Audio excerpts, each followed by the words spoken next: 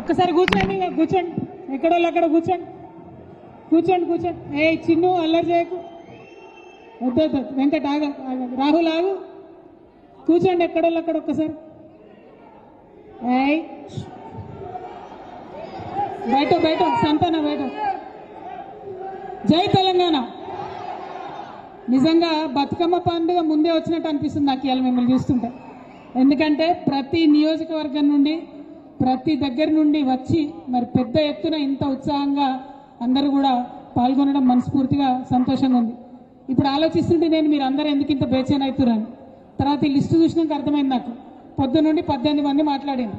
మీ ఓపికకి నా జోహార్లు. పొద్దున్న నుండి మాట్లాడినటువంటి దిలీప్ రెడ్డి సార్ గారికి, కందికొండ శ్రీనివాస్ గారికి, రంగు నవీనాచారి గారికి, శివరాజం బొట్ల గారికి, మీరు జ్వరం ఉన్నా మాట్లాడిరానా ధన్యవాదాలు.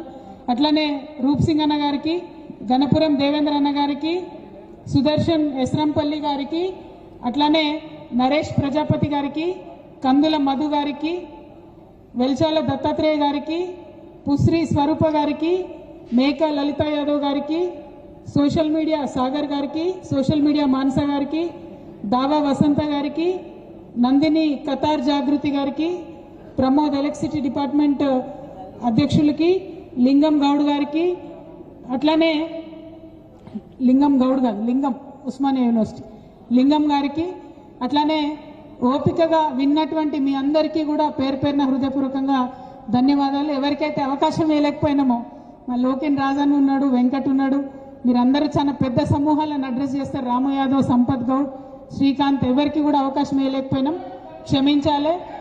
కాకపోతే ఇట్లాంటి ట్రైనింగ్ సెషన్లు, ఇట్లాంటి నాయకత్వ శిక్షణ శిబిరాలు మనం ప్రతి జిల్లాలో కూడా పెట్టుకుంటాం. కాబట్టి ఎక్కడికక్కడ ఆయా జిల్లాలకు పోయినప్పుడు మీరే కథానాయకులై ఆయా జిల్లాలలో వీటిని లీడ్ చేయాల్సి ఉంటుంది. కాబట్టి అనేకమైన అవకాశాలు వస్తాయి.